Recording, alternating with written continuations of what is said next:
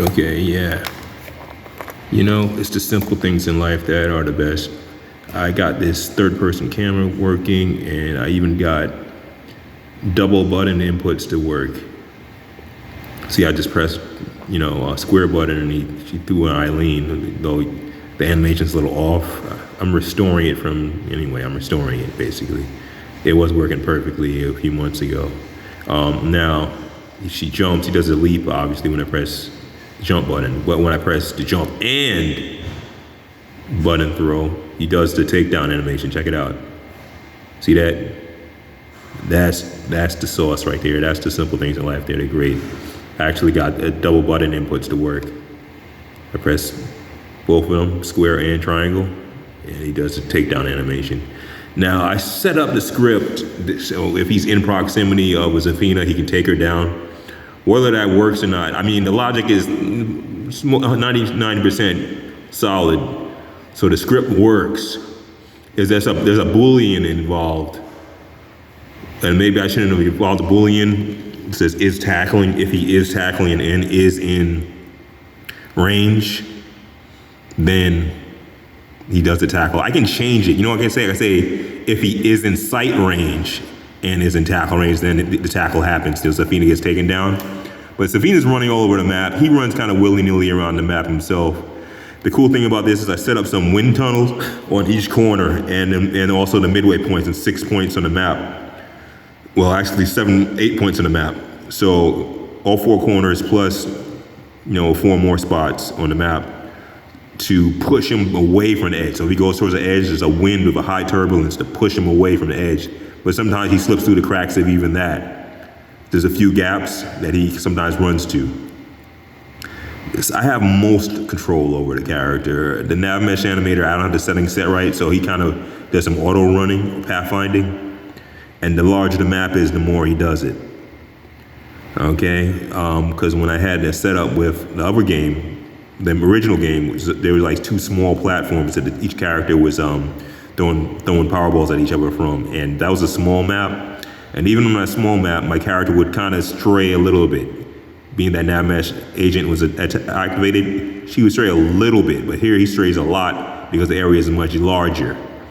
Being that she was on, say, about a 20 by 40 plank, basically a 20 by 40 platform, there was not a whole bunch of room for her to really run around. So she didn't run around that much. So I had about 90% control of the character. Here, it's like I have more like 60% control of the character. And then he ad-libs a lot and runs around the map. And I just need to change the settings to lower it. I increased my control by increasing his speed, but there's still a little part where he just takes his own agency. But anyway, it's just simple things that are life are good. I got the third person camera working, and I've been trying to get that working for months. It's just I've been lazy. When you act like you know too much, because the first project I had, it was a third person camera. Now I'm acting like I know everything and not really following the scripts 100% to the letter, and following Bracky's videos, instructional videos 100% to the letter, and just kind of ad-libbing, thinking I can just do it on the fly.